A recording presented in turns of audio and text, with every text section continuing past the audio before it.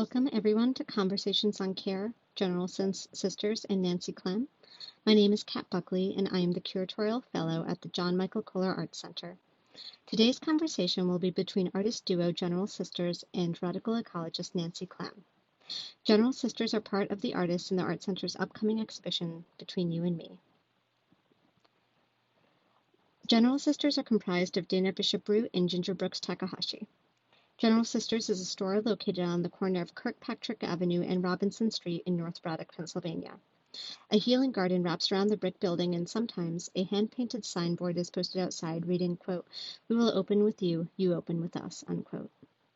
General Sisters is an ongoing resistance to food apartheid and environmental racism rooted in the collective power of a neighborhood. The artists dream of a space stocked with affordable food and ingredients, with eating, sharing, and gathering for neighbors within walking distance. General Sisters turns routine transactions into possibilities for knowledge exchange and shared nourishment. The process of opening is a reflection of their personal and collective relationships to labor and capital and the responsibilities of being a neighbor. Dana Bishop-Root has centered her life and work in North Braddock for 12 years and is a member of Transformasium and is the Associate Director at the Braddock Carnegie Library. Her work grows alongside local systems of communication, exchange, and resource distribution. Ginger Brooks Takahashi is a socially enraged artist, gardener, and educator. An active collaborator, she is the founding member of the Letter and Project Mobile Livre/Book Mobile Project. The General Sisters will be interviewing radical ecologist Nancy Klehm today. Nancy Klehm has been an ecological systems designer, landscaper, horticultural consultant, and agroecological grower for more than 3 decades. Her approach is centered on instigating change by activating already existent communities, and her work demonstrates her lifelong commitment to redefining the way human populations coexist with plant and animal systems on this planet. A consultant, speaker, and teacher, Nancy is internationally respected for her work on land politics and soil health. Her work has received extensive national and international media coverage and is referenced in over 25 books, including Lila Darwish's Earth Repair and Sandor Katz's The Revolution Will Not Be Microwaved. She won the 2012 Utne Visionary Prize and has been a 2-time finalist for the Curry Stone Design Prize. In addition, she has lectured broadly in museum and university settings, as well as for countless community groups worldwide. She was the subject of the independent documentary Weed Eater and is author of the 2019 book The Soil Keepers, Interviews with Practitioners on the Ground Beneath Our Feet. She currently splits her time between Little Village, a densely packed, diverse urban neighborhood in the heart of Chicago, and 50 acres of land in the driftless region of Northwest Illinois, where she cultivates and forages medicinal and edible plants, restores prairie and woodland, and keeps bees and a fruit orchard, raises quail, and grows for an indigenous seed bank. Nancy's Social Ecologies offers soil and compost assessments, soil testing, consultations in bioremediation strategies, hands-on workshops in soil health and fertility, and compost system build-outs. We encourage you to visit jmkac.org, where you can find more information about the Between You and Me exhibition, curator, and artists. We are very excited to bring everyone this new virtual programming from the Art Center and hope you will forgive any technical hiccups. Finally, we hope you had a chance to download General Sisters' Humanure print via our website. With that, Dana and Ginger, please take it away. Thank you so much, Kat. And thank you to Nancy for joining us today. My name is Ginger Brooks Takahashi, and I first I got to know Nancy through her composting toilet work when I was interested in building my own. And I came across this book, The Toilet House of Knowledge. And then later, I actually ended up going to a mycology gathering on her land. So I'll first just start out by talking about our relationship to Humanure as General Sisters. So there is a toilet in General Sisters, but no plumbing. The compost toilet is a standard design. It is made from wooden fruit boxes, a 5-gallon bucket, and a wooden toilet seat from the construction reuse store. There is a bucket with sawdust next to the toilet for patrons of the toilet to scoop onto their urine and crap. There is toilet paper too. There is a garden outside of General Sisters that wraps around the building in an L shape. It has been called the Healing Garden since we began tending the soil. The soil was depleted, used as a parking lot and dumping ground for years. As we tended the soil, one triangle of land at a time, our neighbors began to gather there, gather in the work and in the act of tending. Some things like lavender, anise hyssop, and nettles grew well in the rocky and depleted soil, but most importantly, we needed to create an environment that took care of the soil. One of the first things we did with our friend Emma was to build composting bins to help us build a generative and nutritive soil. Diverting our human waste from the sewage system to a decomposition system is an efficient way to recover and reuse the fertility of our body waste, one that is more hygienic, more energy efficient, and less polluting. It is called Humanure.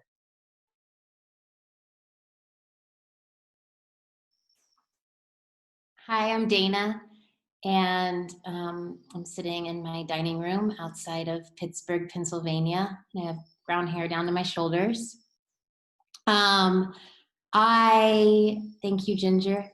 Thank you all so much for being here. And, you know, as Ginger was reading the description of our place and our specific location and how we came into relationship with Nancy and thinking about Humanure, it brought me back to our visit, our initial site visit in Sheboygan, and meeting so many of you that are here today. Thank you so much for being here. And I think as we listened that day to the different structural challenges that you all face and also creatively work to confront from your various kind of pieces of the ecosystem of Sheboygan, we really started to think about kind of the shared commonality and the relationship to water, and thinking about water as this kind of ultimate foundation from which we all work and live from. And so that's kind of how we started thinking about what are the relationships and connections that you all already have and you're working together. And we started thinking about Humanure as a system that clearly communicates relationships and the ability to create internal systems that transform our ideas of what's possible. So we start with that question, that there is this idea and such strong constructions around what is waste and what is a resource.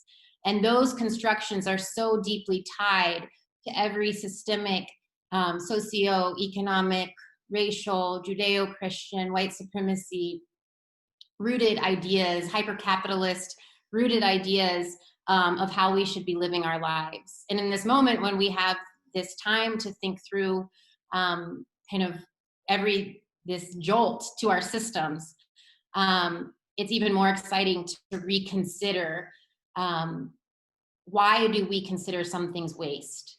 Why do we consider some things resource? And who gets to name those things? So I think the first question that we wanted to start with Nancy with is, at what point did we decide that what comes out of our body is waste? And then kind of from there move into what is the value of Humanure overall? Hi, Nancy, welcome. Hey. Thanks for inviting me. You guys are intrepid thinkers and doers. I'm really gratified to be on a conversation with you. Who knows when we decided to understand it as waste. I think we have understood that human waste is something that we have to be careful with. I think for a long time, understanding that we don't shit where we live is a really well understood concept.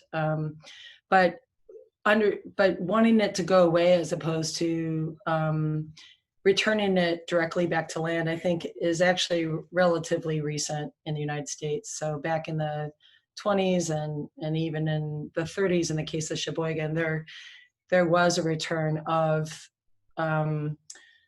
waste back into farmland through composting systems that were already set up. So as farmer deliver food, they would then take out the honey pot toilets back into farms and make use of that waste with the rest of their systems. But since the late 19th century, when we started constructing municipal systems to deal with wastewater in response to cholera outbreaks and other things like that, I think that's when it really started. Like, okay, this is pathogenic on some case. There's too many people to kind of maybe manage a system on a neighborhood scale, or that would take a fair amount of organization as our cities grew really quickly with immigrants coming in. So I think going to that municipal system and and kind of turning away from more localized farms into a larger, more global food source is kind of what kind of started separating us from both localized food source and localized land bases, which in the past did handle those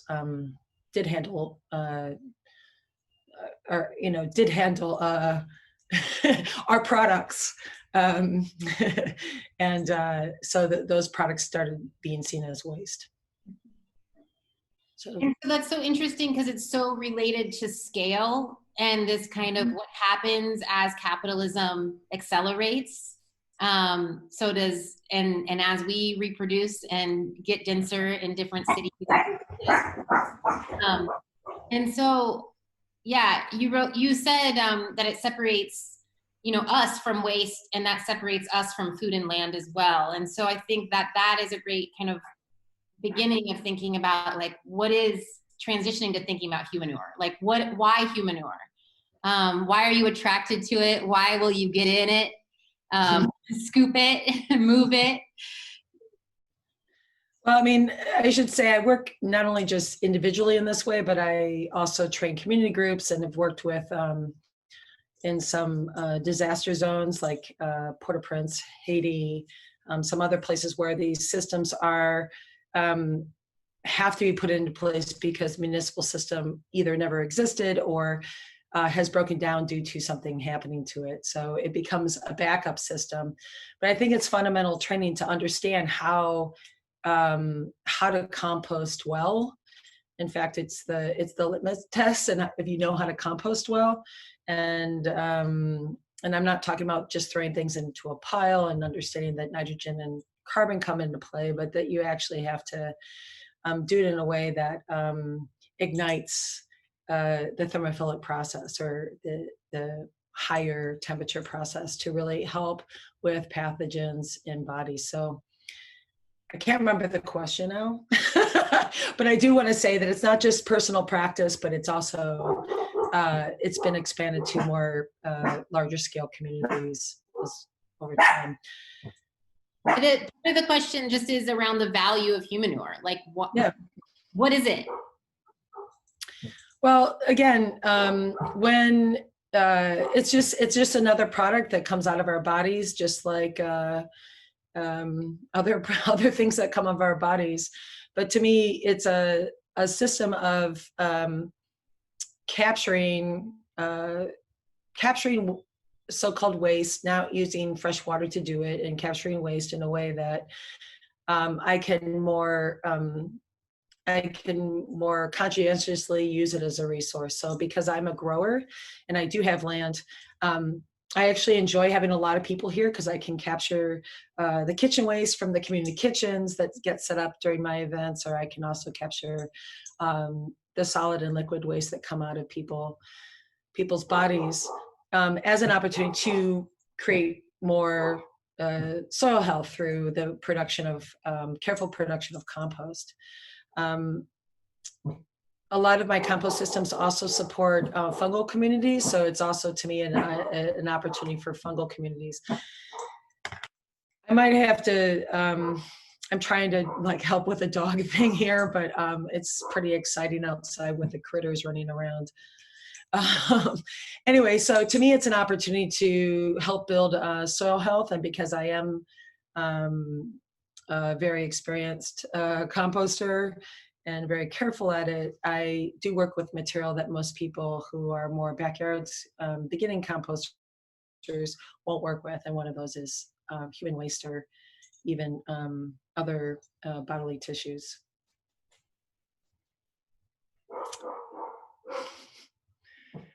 Will you walk us through what a human waste composting system looks like, both on a personal scale, like at your land, and then maybe also like a community scale with multiple sites? Yeah. Well, it looks a lot like a regular compost pile or system, but I put certain things into play. One is I very carefully match the carbons necessary to both absorb the nitrogen, but also keep it from being an attractant to critters that might want to feed on it. And that's I don't want material spread, obviously, but I also don't necessarily want to attract critters to any compost pile, because I don't want to have them defecating and leaving their own E. coli in place. So selecting carbons to adequately, maybe even over cover piles to make them really safe from any kind of vector.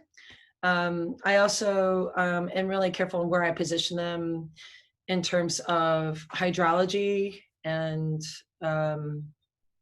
just general passage of water, because I don't want to leachate or anything draining off or mixing with water that could flow from the very specific locus of that compost pile. Okay, as soon as she leaves, I'm gonna close this door. Sorry. Oh, The critters we live with. too many critters. I live with a lot of critters, both domestic and those wild around me. So you started talking about. So I do those two things. Wait. I have to say this. Okay. This is really important. And then I monitor the piles to make sure that they hit thermophilic temperatures. So they hit temperatures in such a way that will kill pathogens. And this is super key. And this is the piece that everybody gets the willies about. But I monitor temperature of the piles so they reach at least 130 degrees Fahrenheit, which is a good 15 degrees over what's considered thermophilic temperatures. So those are the three things that I work on. Okay, so thermophilic is between 41 and 122 Celsius, or 106 and 252 Fahrenheit. Wow. Yeah, and I don't want to pasteurize my piles, because I want to make sure that there's because I want to make sure there's thermophilic microbes really heavily present. But I do want to knock out those mesophiles, being cholera, potentially being E. coli, being low temperature pathogens. So I do take the piles up to about maybe up to 150, but then I try to keep it below 160 Fahrenheit just to keep them from completely pasteurizing. I don't want a biologically mostly inert substance. Well, you also mentioned carbons, that you basically add carbons into your compost pile. Will you give examples of what those carbons might be? Well, I'm a big fan of sawdust, but it also the fact that I can choose that as a carbon is because of where I live. So because I live on the edge of eastern woodlands and prairies, there are a lot of sawmills around who are doing milling of non-glued materials. And so there's plenty of sawdust for me to collect from. So I actually can collect very specifically. I can find out what they mill and can collect specifically oak sawdust or specifically maple sawdust. And that's really important because I also cultivate mushrooms. But I think, I've worked on human manure piles in Tucson, Arizona, where the carbon sources are slim and they tend to be urban. So we're working with cardboard, paper, and mesquite leaves, because they don't have a lot of deciduous plants that drop a lot of leaves. So we're working with more urbanized products like carbonite, such as phone books and and cardboard and paper. When I was working in Port-au-Prince, we were really close to a rum production, and so we were hauling bagasse, which is sugarcane waste. When I was recently working in the rainforest in Ecuador, we were working with coconut fiber from and rice hulls from local production. So whether it's corn stover, which was being used in Standing Rock, or it's industrial waste, whatever you have, that is the most prevalent carbon, is something to kind of is a really important starting point, not just for human manure, but any kind of composting system. Mm-hmm. To use what you have around you. Yeah.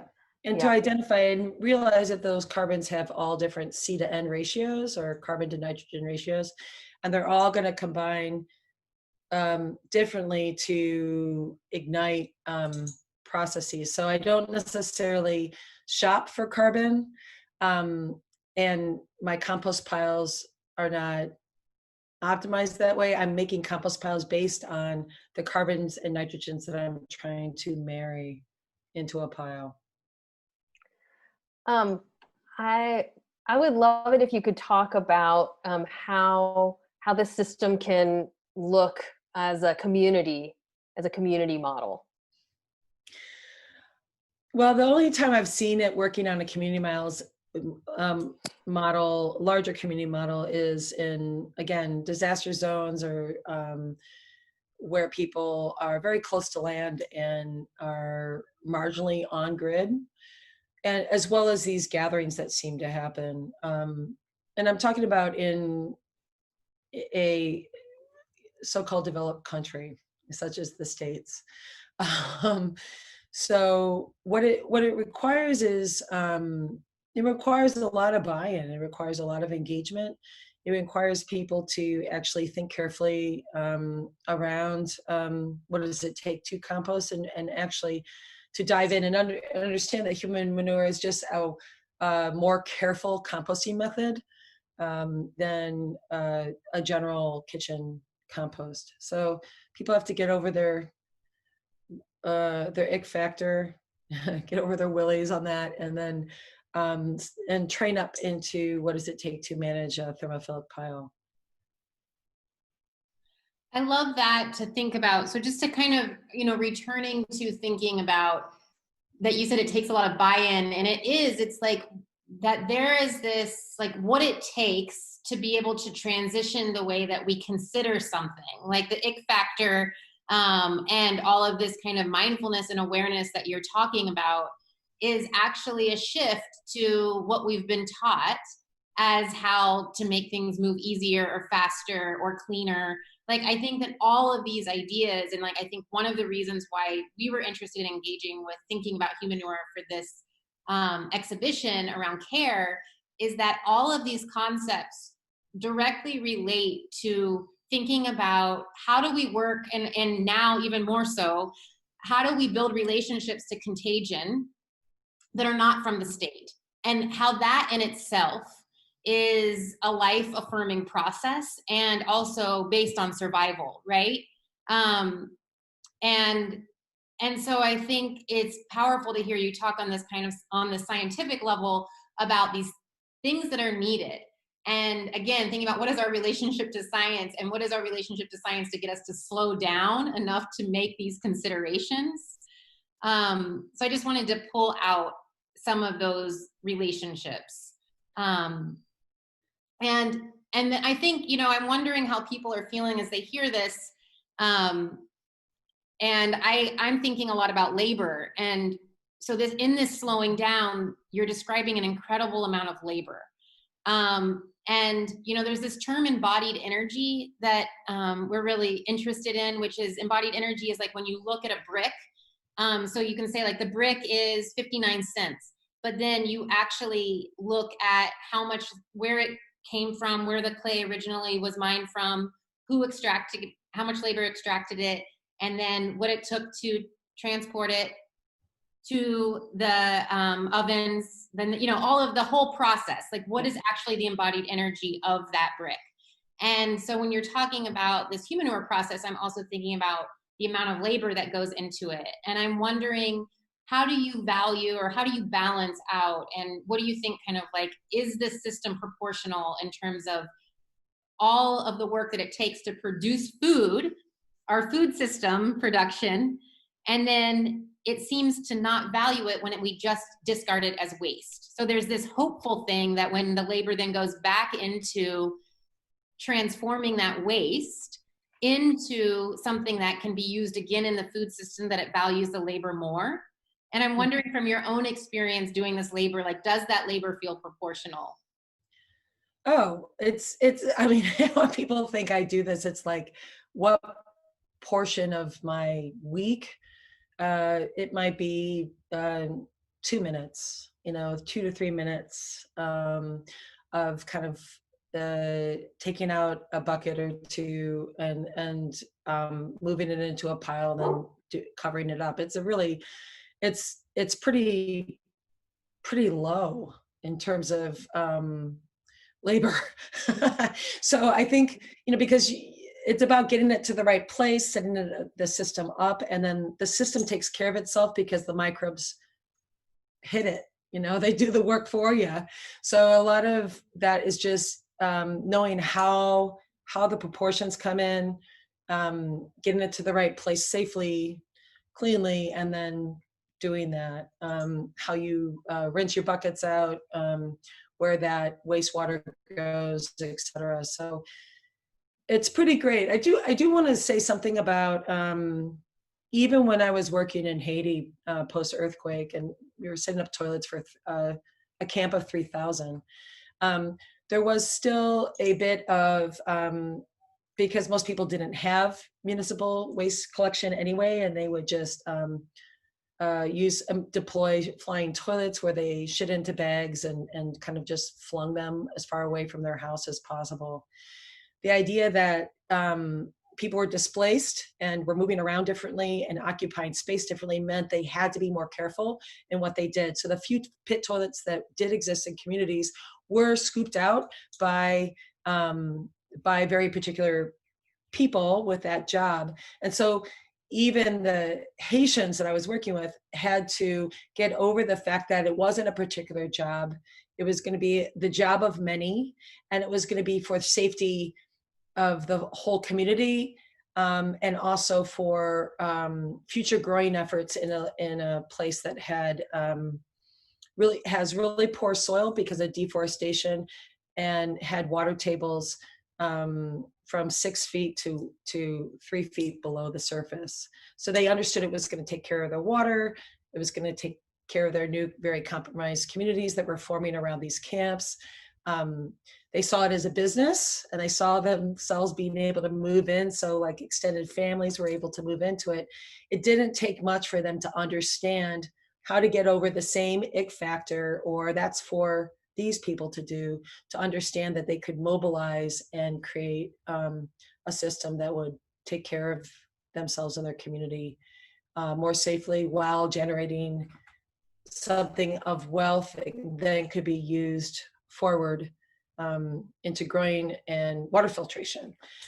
The other piece is that toilets weren't, it's a side, but toilets weren't safe. All the toilets were being built by Doctors Without Borders, et cetera. They weren't safe places for people to go, and they were getting jumped, beat up, raped in those toilets. And so being able to take on sanitation themselves also created that next level of safety for their families and neighbors and communities.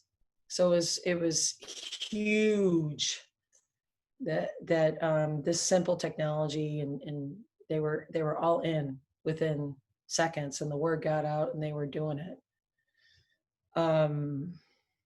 So Yeah, it's so interconnected to so many different issues around safety, water safety, physical safety, um, the health of the soil, being able to grow food. So yeah. We want to just put this out to the audience. If you would put in the chat if you already have a compost toilet and or are composting food, kind of like a roll call.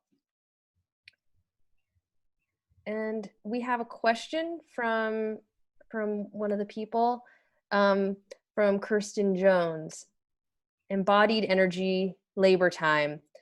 Once set up a few minutes a day, perhaps, but to set one of these Humanure compost piles would take what? Tools, materials, time? Question. yeah, I mean, tools, a shovel or a fork. Materials, again, carbons chosen from, localized places. You're not going to buy these in. You're not going to truck these in. If you do truck them in, you do it in bulk, so they're there and they're usable. It doesn't take much. Again, it's layering, and once you have that combination of carbon to nitrogen set between 25 and 30 to 1, it ignites. And if your temperatures aren't quite at thermophilic, you can always add more nitrogen in the form of urine, blood, food waste, really simple grass clippings that haven't been covered with atrazine. There's a lot of really nitrogen is never a problem. It's everywhere. It's carbon that can be something that you need to store, or you might need to amass and hunt down. So again, it's a layering. You make it, they will come, and they will do the work for you. I want to ask how has your relationship to your body and consumption shifted since witnessing your shit turning to soil? Well, I've been doing it for such a long time. I mean, it's been, I don't even know when, like, I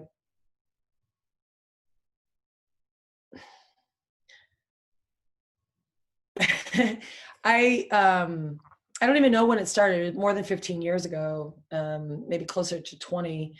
I think just anything, I just value it. And I also know that I actually watch what comes out of my body. So I have a better sense of my health and how my body's doing in taking the nutrients from food, and what condition in the state of my health of my body, which is always the first thing that pediatricians do. Or a lot of doctors, how are your stools? What are they like? Bring in the sample. There's a lot that you can tell from how well the body's functioning is what comes out of the other side.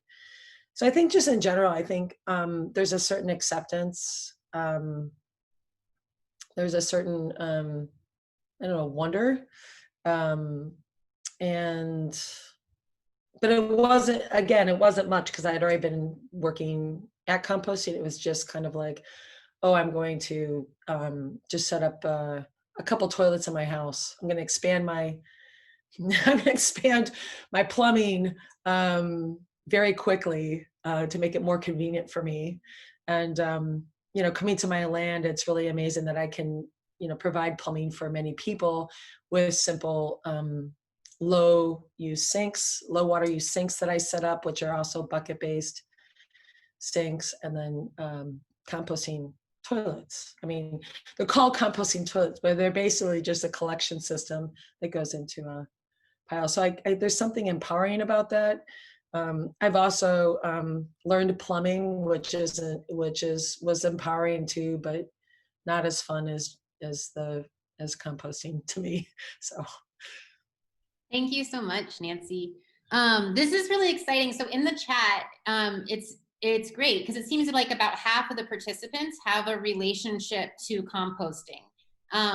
Food for sure, and also to body waste. And it's one of the things that's emerging just from reading quickly the chat is, there's a lot of kind of like people feeling almost constrained and restricted. They want to compost shit, but it's like feeling constrained and restricted by the living situation they're in. So it's kind of like, this is making me think about access to land. So like, and also what it means to, like, if you're a renter of a place and then you don't have the same access to land, that in some ways, a Humanure system requires having access. And I'm wondering kind of like how you think about that and if there's ways to think around it, because it shouldn't feel like a restraint. Like I'm wondering this, yeah. Yeah. I think that's, to build a relationship with somebody who has a land base and say, can I bring my waste to you? Can seem like an extreme ask, but for people who are open to it, it's not. A long time ago when I did a project called Humble Pile, I was supported. I got funding to actually collect people's waste, invite people to use dry toilets in the city of Chicago, and had 22 different households poop with me. And I went around and I collected their waste for 3 months and built a collective pile from that.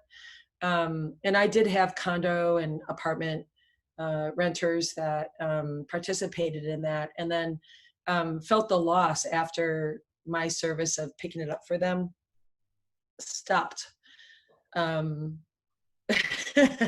So because the grant was over and the project was over because it was an art project. So I think land-based is important, even if you're doing home scale bokashi and other ways of composting food waste. You do need some kind of land-based, and so those relationships are things that need to be worked out. I'm looking at the chats, and it's really nice to see who's on some of these. I'm really impressed. I got the word out. Yeah, I think the constraint of living in an urbanized situation is difficult at best, and it might be something you have to skip. Yeah. And I should say, during that project that I ran, I had so many people that were inspired because I had huge press because I was doing something that was so crazy in Chicago. My press was national on that, and people got very were excited, but started storing buckets in their garages or on their back porch, and I'm like, yikes, you folks, I'm glad you're inspired, but when you design a system, you don't start with an idea, you start with the endpoint, you start with how the system that you're thinking about will be met at the backside. So without understanding that, then you don't necessarily just move forward with an idea. So yeah, it's important. Go ahead, Ginger. One of the questions I think that relates to that's come up in the chat is around legal issues or municipal codes that complicate the use of composting toilets inside public buildings. Sure. There was in Philadelphia, they were using them as environmental educational units. So they were able to have them at garden centers and community gardens. I think there's different ways that they can be talked about depending on what municipality you live in, that could be more open-minded. And believe me, I have pushed hard for about 12 years on the city of Chicago to either allow something on the 606, the Bloomingdale Trail, kind of our version of the High Line Rails to Trail system, because they designed that system without any toilets in place. So families are using this parkland system, but there's no place to take your kid when they need to go. If you're or if you're in a medicalized position and you need to use it, there's no place to do it. And so people do defecate and pee on the trail, which is a danger. So they designed something of public use without the end being addressed. And it's like the waste is always the first thing you have to take care of, or what needs to go away is the first thing you take care of, not the, not the Afterthought. other pieces. Yeah. So anyway, I've been pushing that, kind of through Department of Environment when it existed, which we do not have in the city of Chicago anymore, through arts departments, through all sorts of legal ways, just trying to hack the language around it, because I really want to get some of these convenience centers, low-tech convenience centers in place, and build jobs around servicing them, which could go to youth environmental groups or other community groups that are looking for localized economy, develop localized economies around. Yes, yes. And it's so interesting because the public toilet, like just thinking about these convenience centers, like, well, one, that just like the public toilet.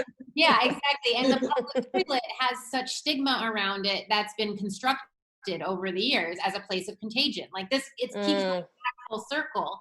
And so what liberatory practices get it happen when you can create these public toilets that really change the whole paradigm of what is waste and what happens in these spaces. I think that's fascinating. Right. And what is clean and what's dirty. Yes, yeah. Yeah. And then I'm also thinking the other thing I just want to uplift from what you were saying, which I think is super interesting, because this is like clearly a group of people that are really interested in compost and art, which is a great combo. And when you said like you were able to do this project in Chicago because it was an art piece, and it's so fascinating to think about. And then the way you're describing like different ways that composting toilets can exist, it's like, how do you propose these systems which ultimately change a dominant system like our current sewage system? But it's almost like if you can propose it outside of that norm, like outside of that dominant system, so say this is art or this is education, then it's less threatening to the system itself. And so then maybe it can like creep its way in. At the same time, every time I've tried to have these conversations, I might have a few open ears, but as soon as we get into land use, we get into the park system or within the aldermanic system, there's so many layers of governance or so many stakeholders in place, particularly when I'm saying in a place, like in a municipal place, that to have it checked out on all those levels is really difficult in a really large urban center. So I kind of believe that smaller urban centers, something like Sheboygan with about 100,000 people, towns, municipalities could get something like this going on a lot easier than something like Chicago. But if I can, hack Chicago before I die, well, it'll be a major coup. So there's kind of a grouping of questions. There's some, I really want to get to all of them. But there's a grouping of questions about kind of, one is like, what we put into our body affect the contents of how, of the waste and how it decomposes and what it becomes. And I'm just going to read a few of the questions that are related. So the impact of what you eat resulting in the quality of the Humanure, is it a factor to consider with community project? Or in the end, is it more about the composting process? Oh, that's interesting, because maybe that question is also about thinking about the full system. Mm-hmm. And then also, do you know any sources for information on medical waste and human waste and whether it is broken down by microbes? I found some work by Gary Anderson, but could not find the results of his study. And then there was one more that I feel like was related. The one, can the quality or health of human waste alter the composition and health of the compost?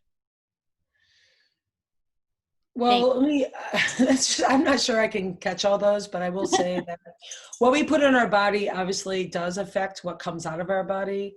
And so the cleaner the diet, the better. Also in terms of in terms of the pharmaceuticals and other things we put in that into our bodies, a lot of that comes out through our urine, and then heavy metals, whether in our environment, or let's say you're working with, you're a sculptor and you're working with a lot of different materials, you might find that even if we don't put it in our body's absorbing the stuff, and that kind of other contamination can be in our solid waste. So all that, I should say, when I invite people to use these systems on my land or in my house in Chicago, I say, please, if you're heavily on pharmaceuticals right now, if you're doing chemo, if there's something like that going on, I'd rather you not put it in this system because it directly affects the compost. You can share it with the municipal system, which means you share it with citizens around you and natural water sources. So, I mean, to know that it's not going into a compost doesn't mean that it doesn't come out of our bodies and get shared in a broader sense anyway.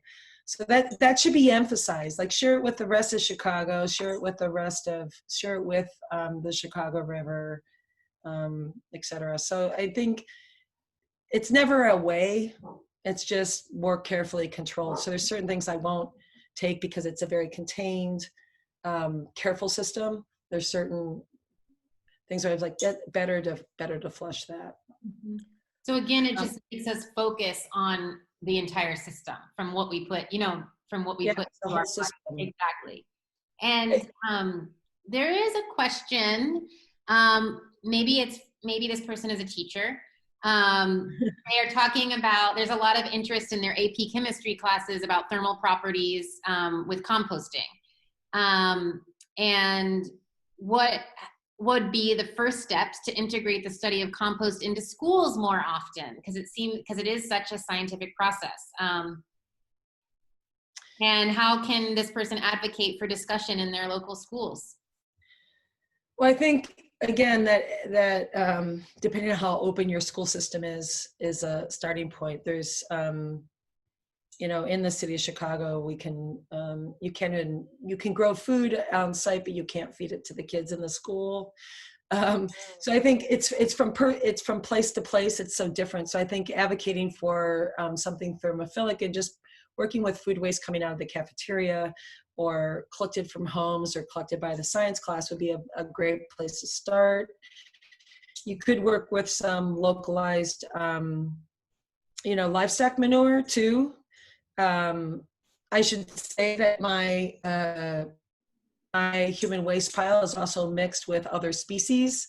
So I work with, I'll collect some bird waste, rabbit waste, some hooved animal waste, but I won't necessarily do dog and cat waste, which is a whole different process, because helminths or worms that can exist in dogs and cats, domesticated animals, can survive up to 160 degrees Fahrenheit, and I'm not necessarily taking my piles that hot.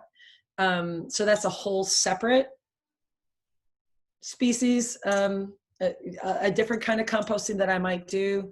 So if you want to work with some domesticated livestock manures and cafeteria waste or food waste, that would be a start. It's just a matter of what that school system's comfortable with. I do want to say, I see the question about the medical waste and human waste.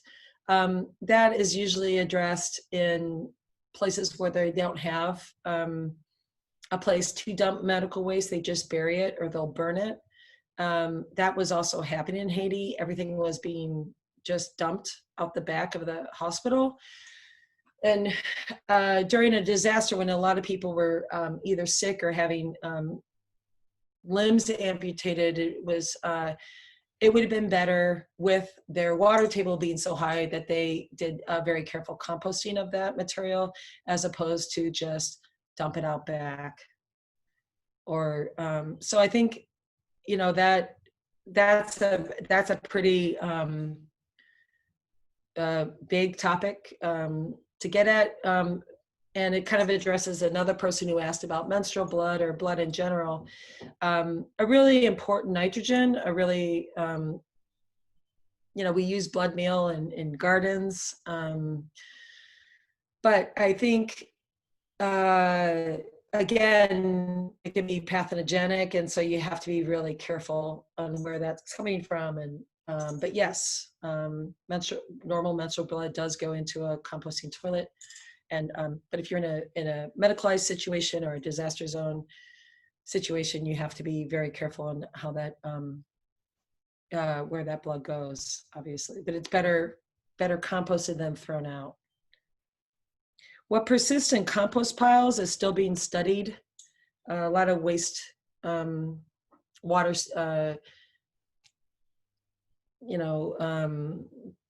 departments are looking at what persists, and there's a lot of chemicals that we use in our lawns and that are in our body and bath products that persist, which means they go into our soils and go into our natural waterways.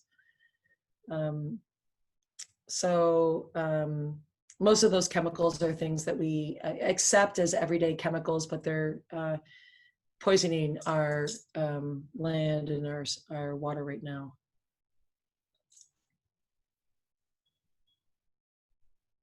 We have a couple more questions in here. But I wanted to ask if you would talk about the separating urine from solid waste, and if that is a necessary step. Okay. Yeah, it's not a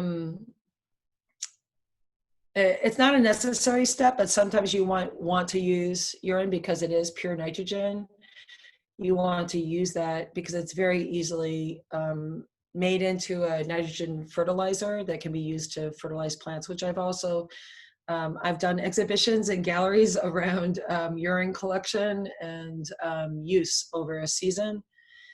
And it's either diluted fresh and can be used directly as a fertilizer, or it's allowed to brown and mellow or oxidize and get eaten on by microbes and then used later directly without dilution. And so you might want to siphon it off because you have a very specific interest in using it as a liquid fertilizer. Cool. Some people don't combine the two because odor is generated. But if you use the right carbon, odor is not generated. So it's kind of a belief, but not necessarily. I don't believe it. Okay. We have another kind of technical question. Is building a low wall around a Humanure compost pile recommended? And if so, is leaving some ventilating gaps recommended or not? My Humanure pile, which I call the Palabolus, thank you, will it be a Revelo? I see you're on the call. My mycological friend it's a mushroom joke for the mycologists out there. But I just use cinder block, and I just use it to kind of both visually, formally designate that as a special pile. But it's there's access to rain. I don't worry about gaps because microbes can find most gaps. It's hard to seal microbes out of most situations, so I'm not worried about that. But I just use it as a containment method, and then also as a formal designation, like that pile over there is for that purpose. That pile over there has its own name even. Will you tell us what that name means, Palabolus? Palabolus is a kind of mushroom. It's actually a mushroom that grows on animal waste, and it's taken in. It's a sporangia, usually growing on grass, that's taken in by an animal, passes through an animal's gut, and then gets deposited with waste and inoculates it and gets broken down by that mushroom. Cool. So on that, which is like added value, I just like, wow, totally creates this entire other value. Oh, it doesn't stop there. Oh, yeah.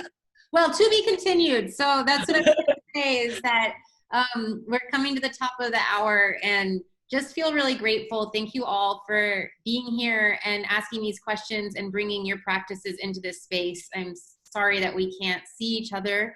And just a note that if and when it's possible for us to come to Sheboygan in the exhibition, we will be doing a workshop around building a basic compost toilet, and hopefully Nancy will be able to join us again for a focus group around like thinking about possibilities of creating neighborhood Humanure compost systems. So just want to thank you all so much. Thank you, Nancy. And thank Kat at JMKC for all of her labor and attention to detail and just making this a very smooth process for all of us. So grateful. Thank you. Well, thank you, Dana. I'm just going to close us all out here. Okay, so I just want to thank Dana and Ginger and Nancy for running this panel today. I think it went lovely. And I want to thank everybody who attended. It's because of you that this panel was a success. Thank you for all of your questions and your conversation. The panel has been recorded and it will be available on the Art Center's website along with a transcript and hopefully with closed captioning. We're working on that. We appreciate your support in joining us for our virtual programming.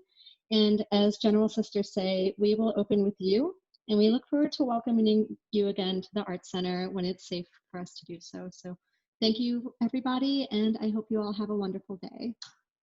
Thank you. Yeah.